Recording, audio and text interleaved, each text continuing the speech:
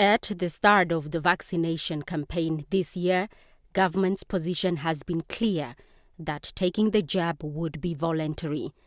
This is despite the country targeting to vaccinate about 1.5 million people to reach herd immunity by March 2022. The spike in positive cases during the third wave has steadily increased the demand for vaccines and sparked debates on the need for possible mandatory vaccinations. This does not change the position adopted by government so far. As such, to date, vaccination in Namibia remains voluntary. But it's your life. It's voluntary. I said again, why must we beg you to save your own life? Why? It's voluntary, but please be vaccinated. Some employers are, however, being accused of using full vaccination as a bait for employment. As for companies that are making certain requirements for mandatory vaccination, obviously one has to look at what are the motives for this. And if it is found that some of these requirements are reasonable and necessary within the circumstances, then they might be found not to be unconstitutional. So I think there could be good grounds for doing so, in order to minimize or prevent the risk of infection.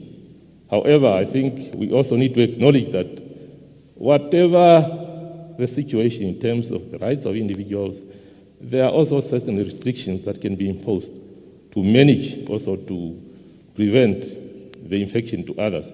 So those measures, they can be tested against the law, and there are certain provisions in the law that could be used to justify that. But obviously, the position as it is now, as far as government is concerned, is voluntary. But as for other institutions, they could use those measures that can be tested against the law.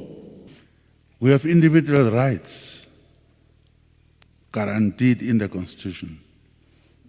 But your right stops.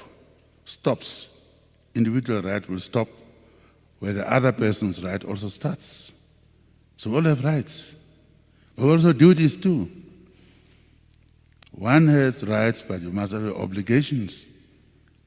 We're talking about a war. People are dying. It's not a joke. We see it, we bury them every day.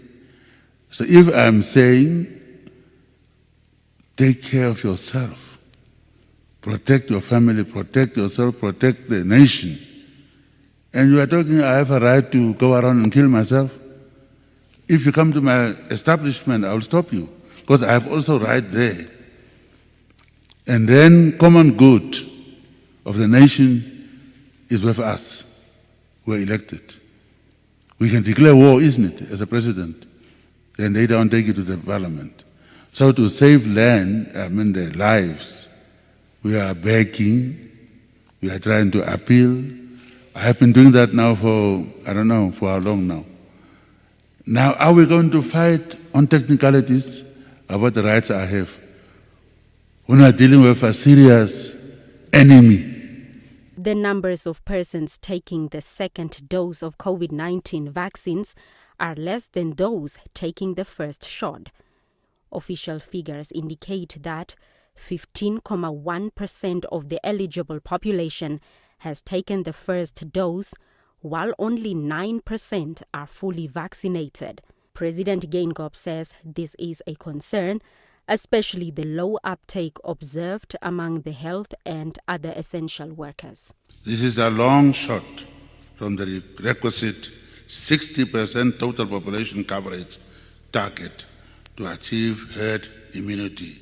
Please, I implore all eligible Namibians to come forward and get vaccinated.